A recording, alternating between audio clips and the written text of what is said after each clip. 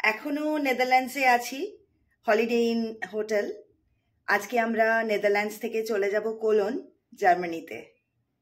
জার্মানির নর্থ রাইন ওয়েস্টফালিয়ায় কোলনে একটা ক্যাথলিক ক্যাথেড্রালে আজ আমরা ঘুরতে এসেছি। এটা কোলনের আর্চবিশপ আর কোলনের আর্কডিওসিস প্রশাসনের আসন। জার্মান ক্যাথলিক আর গথিক স্থাপত্যের একটা বিখ্যাত স্মৃতিস্তম্ভ, যা 1996 সালে বিশ্ব ঐতিহ্যবাহী স্থান হিসেবে ঘোষণা করা হয়েছিল। কর্মদিবসে অর্থাৎ সোমবার থেকে শনিবার সকাল 10টা থেকে বিকেল 5টা আর রবিবার দুপুর 1টা থেকে বিকেল 4টে পর্যন্ত পর্যটকদের জন্য উন্মুক্ত থাকে ক্যাথেড্রাল। সন্ধ্যার প্রার্থনার পর টাওয়ার নর্থেক্স রাত 8টা পর্যন্ত খোলা থাকে। চলো তাহলে শুরু করি প্রথম থেকে। আমরা জার্মানি এসে পৌঁছলাম কিভাবে? এখনো নেদারল্যান্ডসে রয়েছি, বাস রেডি, আমরা বাসে উঠে পড়ব। আর আজকের destination colon, Germany. Now we are heading towards Cologne, Germany. We are about to cross the border of Netherlands. Just নেদারল্যান্ডসের বর্ডার ক্রস করলাম, এখন জার্মানিতে আমরা যাচ্ছি কোলন। পৌঁছে গেলাম আমরা জার্মানি। আমাদের আজকের ডেস্টিনেশন কোলন ক্যাথেড্রালের ব্যাপারে অনেক কিছু শুনেছি। অনেক পর্যটক, অনেক তীর্থযাত্রীরা এখানে আসে। প্রায় 6 মিলিয়নের বেশি দর্শনার্থী আসেন প্রতি বছর। জার্মানির সবচেয়ে জনপ্রিয় দর্শনীয় স্থান আর ইউরোপের সবচেয়ে গুরুত্বপূর্ণ তীর্থযাত্রা গির্জাগুলির মধ্যে একটি হল এই কোলন ক্যাথেড্রাল। প্রতিদিন গড়ে প্রায় 20,000 মানুষ এখানে ঘুরতে আসে। আর এই গির্জার উচ্চতা 157 মিটার, অর্থাৎ 515 ফুট। অর্থনৈতিক ও রাজনৈতিক তাৎপর্যের পাশাপাশি কোলন মধ্যযুগীয় তীর্থযাত্রার একটা গুরুত্বপূর্ণ কেন্দ্রে পরিণত হয়। যখন কোলনের আর্চবিশপ ড্যাসেলের রেইনাল্ড 1164 সালে মিলান থেকে নিয়ে যাওয়ার পর 3 জ্ঞানী পুরুষের ধ্বংসাবশেষ কোলনের ক্যাথেড্রালে দান করেন। কোলন ক্যাথেড্রালের শিল্পভাণ্ডার অনেক বৈচিত্র্যময়। উঁচু বেদির কাছেই রয়েছে 3 রাজার বিশাল সোনার মন্দির, যেখানে শিশু যিশুর সেবায় নিয়োজিত 3 ম্যাজাইদের দেহাবশেষ রয়েছে বলে মনে করা হয়। কোলন ক্যাথেড্রালের জানলাগুলো কিন্তু অপূর্ব সুন্দর। এই জানলাগুলো ক্যাথেড্রালের অভ্যন্তরকে আলোকিত করে, বিভিন্ন নকশা আর রঙের মাধ্যমে দর্শনার্থীদের মুগ্ধও করে। আমার তো ভীষণ ভালো লেগেছে এই লম্বা লম্বা কাঁচের জানলাগুলো। আলাদাই একটা সৌন্দর্য রয়েছে। এই জানলাগুলো শুধুমাত্র আলোর জন্য নয়, এগুলো শিল্পেরও একটা চমৎকার উদাহরণ। ক্যাথেড্রালের প্রাচীনতম রঙিন কাঁচের জানলাগুলি 13 শতকে তৈরি করা হয়েছিল। পরে আধুনিক শৈলীতে তৈরি করা হয়েছে বাকি জানলাগুলি। দ্বিতীয় বিশ্বযুদ্ধে ধ্বংসপ্রাপ্ত হয়েছিল এই গির্জা।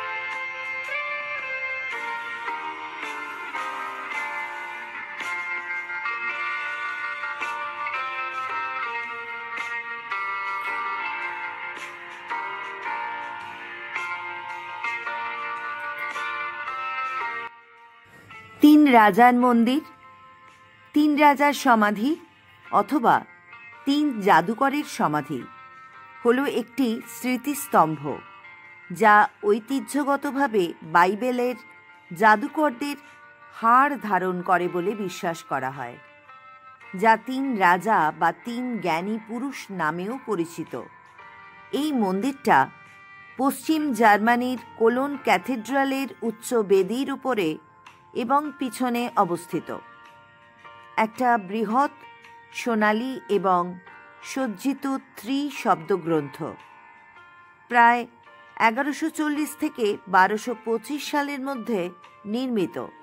বিভিন্ন ইতিহাসবিদ এবং পণ্ডিতদের দ্বারা এটি মোশন শিল্পের সর্বোচ্চ বিন্দু হিসেবে বিবেচিত হয় এবং পশ্চিমা বিশ্বের বৃহত্তম জাদুঘরের মধ্যে স্থান করে নেয়।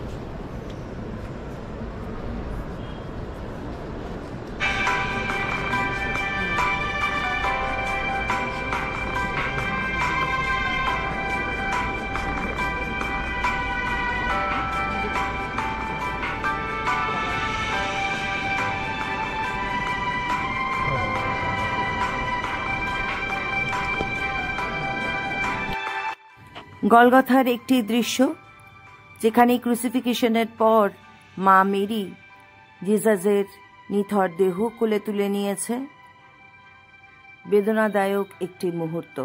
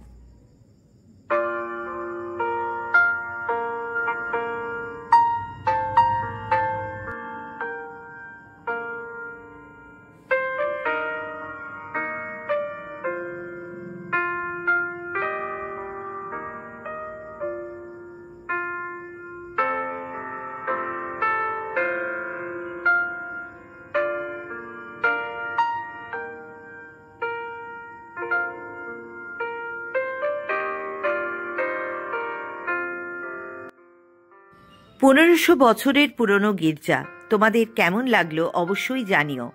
আমার তো ভাবতেই অবাক লাগছে, একসময় ফ্রেঞ্চরা এই কোলন ক্যাথেড্রাল দখল করেছিল আর এই গির্জা আস্তাবল হিসেবে ব্যবহার করত। দুটো বিশ্বযুদ্ধ মোকাবিলা করে আজ কোলন ক্যাথেড্রাল স্বমহিমায় দাঁড়িয়ে রয়েছে। কি অদ্ভুত, তাই না?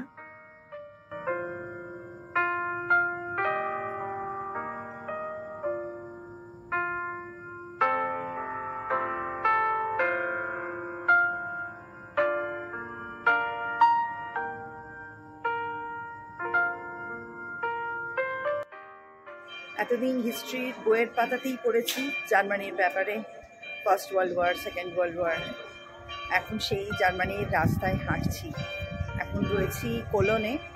আমরা ক্যাথেড্রালটা দেখলাম, দেখে এখন আমরা রাস্তায় হাঁটছি। আমার আজকের ভিডিওটা এখানেই শেষ করছি। আমার সাথে তোমরা সকলে জার্মানি ঘুরতে থাকো। পরের ভিডিওই নিয়ে আসছি রাইন নদীর ওপরে ক্রুজ। আমরা কতটা এনজয় করলাম। সকলে খুব ভালো থেকো আর ঘুরতে থাকো।